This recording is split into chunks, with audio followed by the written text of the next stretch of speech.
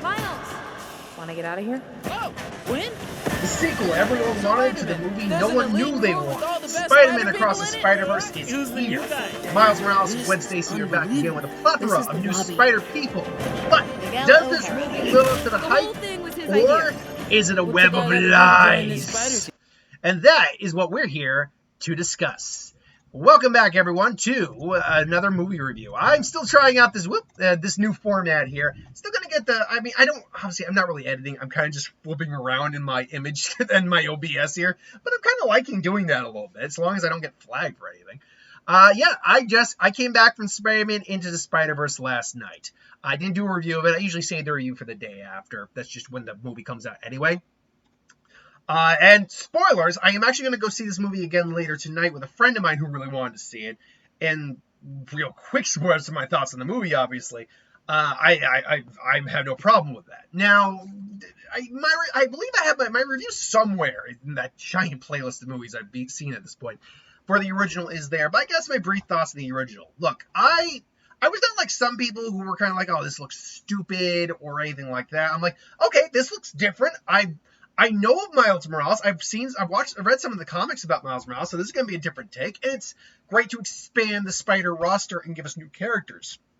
You know, representation is very important. When you have a black Spider-Man, you know, you own that because people want to see themselves on screen.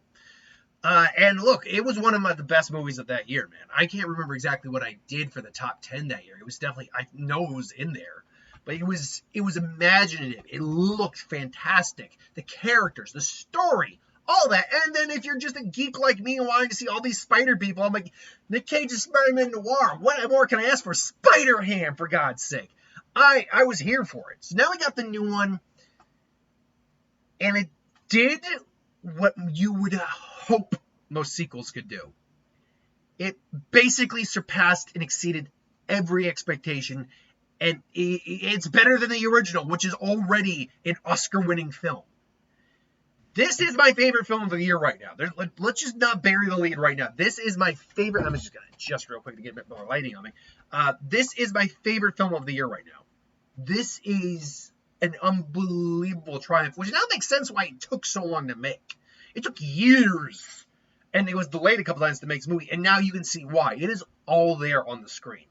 Now, I'm going to actually start differently than I normally do and just gushing. I'm actually going to get a couple of the negatives out of the way because there's very little. It is a long movie. I don't normally feel it. I didn't really feel it, but it is long. I'm not calling that a negative. I'm just pointing out. One thing, though, that did stand out to me, though, and I've heard this actually from other screenings, so I'm wondering if it's like the digital edit they were sent for the movie. There's a couple points, particularly in the beginning. We meet. This is very little. This is no real spoiler. This is set up for the movie.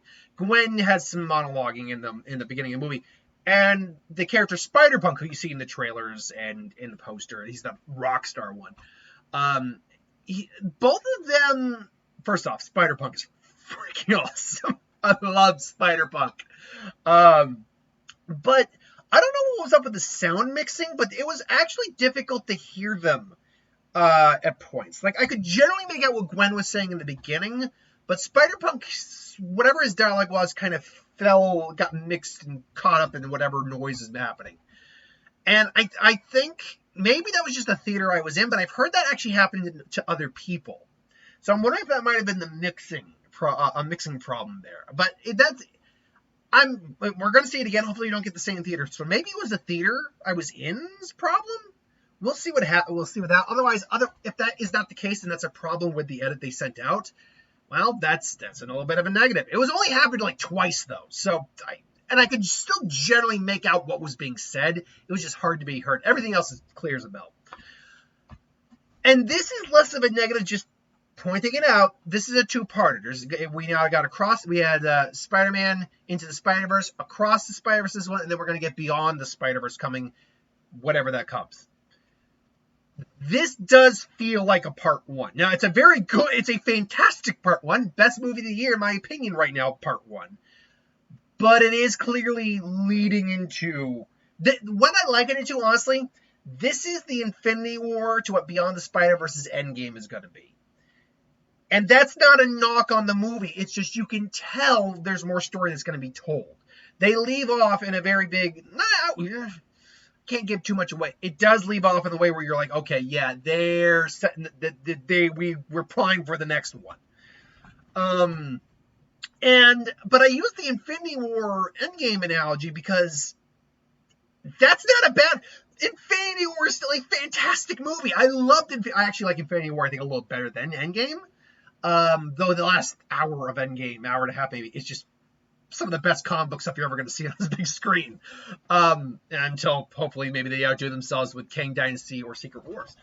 But fingers crossed. But yeah, no, that would be the only two knocks I have. And they're not even well, one of them's a knock, but hopefully, yeah. But yeah, that's really the only knock I got. Everything else is just elevated. The action is kinetic, it is intense, it's unique, it's creative, especially when you get into all the spider people attacking. The visual art style, there is no movie on the planet that looks like this movie, save for the original, and even then the original doesn't look like this movie. Excuse me. Not gonna, obviously, no real spoilers, but hey, there's visual different art styles for like almost all the. Some of them look like they belong in the same universe artistically, but other ones, for example, Spider-Punk is a perfect example of this, where he actually looks sometimes like a cutout from a 80s punk rock newspaper or something like that, or there is actually the clip's online, so you know what, it's okay to talk about that, at least part of the clip. There's a fight sequence involving a variant of the Vulture, but he's from this Renaissance period, so he looks like he's made out of he looks like a sketch basically made on Da Vinci's paper, and like that. And and they do so many creative things with that. But beyond that, the backgrounds are so beautiful. When they are trying to capture the emotion of something, it will change. There are a couple moments with Gwen in particular where they are using a background change to heighten the emotion, and it is so brilliant. Like they have their dialogue, but you're just feeling what they're feeling through it's just so creative and so effective. Not only is this movie has great action, but its drama is fantastic. The emotional moments resonate. Look, there's one scene, and you see, it's part of that scene you see in the trailer when Miles and his mom are talking, but it's the full scene, and I'm watching and I'm getting emotional because my mom never actually said anything like what she said. I love my mom. My mom loved me, obviously. May she rest in peace. But she says things that I can just, I was getting emotional because I'm like, when hearing that, I'm like, this is what my mom probably was trying to say to me. And like, this is just so freaking fantastic. These two right here, they're so, we explore more of their relationship. It's clear they have an attraction to each other. Not only are they just close friends, but they clearly like each other. But it's just hard because when you're Spider-Man, you have to make sacrifices. And we see the ups and we see the downs of this relationship. And when it hits both, it is like, it's adorable and it's heartbreaking. There are scenes where one of these two may screw up in some way, and you feel for them, but at the same time, you can't judge the other for being angry with them because they have a right. It's so well balanced, but it still carries the humor over. The Spot is both a hilarious villain, and when you actually realize what the Spot is doing, a scary ass villain. Like, he almost goes eldritch horror in this movie. I'm not gonna give anything really away, but he's quirky because who was it? Oh god, what's his name? Oh god, is it Zachary Quinto? Is that who? No, it's not Zachary Quinto. Spider-Man Across the Spider. Hold on, I'm gonna get that. I'm gonna get all the cast list up here. God, it's bugging me. I know the guy's name, and I'm gonna remember it. Okay. Let's see. Spot. Here's Spot. Oh, Karan Soni or Dopinder from Deadpool, who voices Spider-Man. Spider-Man, the Indian Spider-Man. Yeah, he's. I recognize his voice. Means like, it's Dopinder. I love this guy. Where is he? Where's the Spot? Jason Schwartzman. That's it. The Spot. Yeah, no, he is hilarious. That when there is still all that humor you get in the original, and when it's funny, it is funny. Oh man, there's so much humor in this film, but it's also really heavy. It's not Guardians 3 heavy. You can take your kid to this one. If you got anyone under 10, I might actually avoid Guardians 3, at least till they grow up a little bit, or unless you just make sure, okay. I want you to understand that this is just a movie. These animals aren't really getting hurt. But no, there's some heavy subject matter in this, particularly what the actual crux of the story is. And I have a theory of what my friend, who we're going to go see it later tonight, she asked me what Miguel's problem is with Miles. We see in the trailer he has a problem with Miles. And I had a theory of what that was. And it turns out my theory was more or less right. I'm not going to say what it was, because that's giving a spoiler away. That's giving major spoilers away. But you can probably guess at least part of what the problem is, but there's a twist on the problem. Let's put it that way. And yeah, all the new characters are awesome. Miguel O'Hara, who's Oscar Isaac, who, I mean, oh my god, I love Oscar Isaac so much. Oscar Isaac is awesome. He is visually stunning. His first intro when he comes in, he comes in to help out, and again, it's in the clip, help Gwen out with the Spider-Woman. On the motorcycle, and he's got this badass like electric cape, and his intro music is cyberpunky and almost a little Nolan-y. Like, he's awesome. And when he goes after Miles, you're rooting for Miles, but at the same time you can't completely hate Miguel. Miguel O'Hara is the Spider-Man 99, or Spider-Man 2099, that one. You can't ultimately hate him because you know why he's doing it and the consequences of what happens if he doesn't do what he's going to do. And so there's except for the Spot, who's kind of losery but also dangerous, there's no villain in this. There's antagonists, but there's no villain except for the Spot. And let me rephrase it. There's plenty of villains, but they're not really making much headway beyond the Spot. So yeah, and I've always loved Spider-Man 2099, Miguel O'Hara's design for the Spider. He has a great looking spider suit.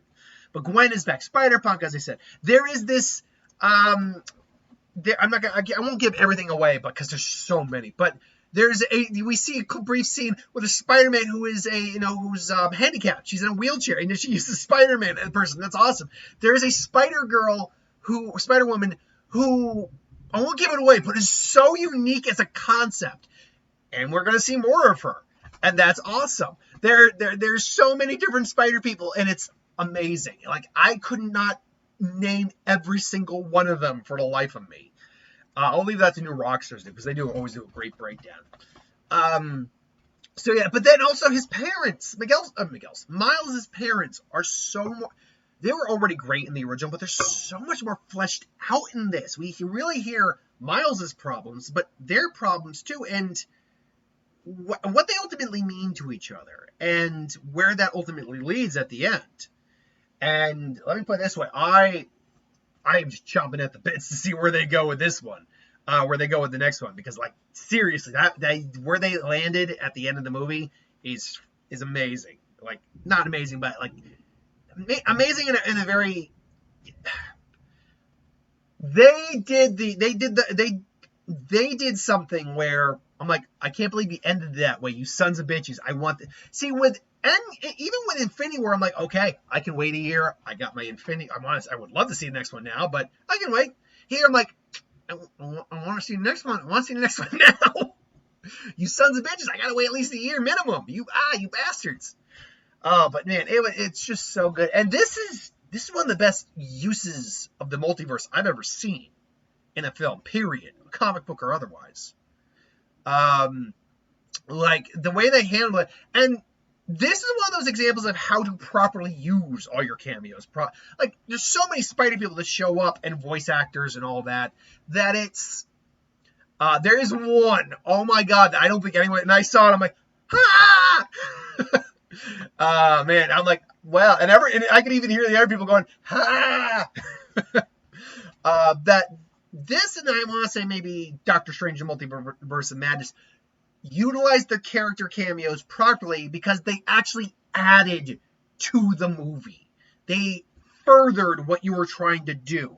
With this one, yes, there's a lot of them that are just throwaway, but it's still cool to see, and it's part of the multiverse. But there are many of them that actually get their own, their own, not arcs, but moments in the film. And that we're going to see more down the road. And let's be honest, if Sony is able to make a much bigger buck with this one and the next one, well, we are probably going to get maybe spin-offs. Like, I would kill for a Spider-Man Noir spin-off. A Spider-Gwen story wouldn't be out of the question, especially where we see her story going. Because she has a story going on with this film, too. And, man, it's both sad and it hurts, but it's touching and it's beautiful. And, this movie is everything. Everything I would have wanted the sequel to the original to be. And the sequel is fantastic in its own right. And the original is fantastic in its own right. So look, I cannot praise this enough. Go, see, enjoy, talk, water cooler that shit, man, and then come back and we'll water cooler some more. And then because I'm going to see this at least twice. If my girlfriend wants to see it, maybe I might even see it 3 times. I only saw the original twice, but look, I loved the original. This one, by all accounts, in my opinion, is better than the first one. So, yeah, look, high kudos to Lord Miller, man. And I cannot wait for Beyond the Spider-Verse whenever we get to that. So anyway, I digress. Thank you for watching. Hope you enjoyed. Have you seen this yet? What did you think? Did you love it? Did you think it was okay? Or are you one of those rare people who hated it like a terrible film goer?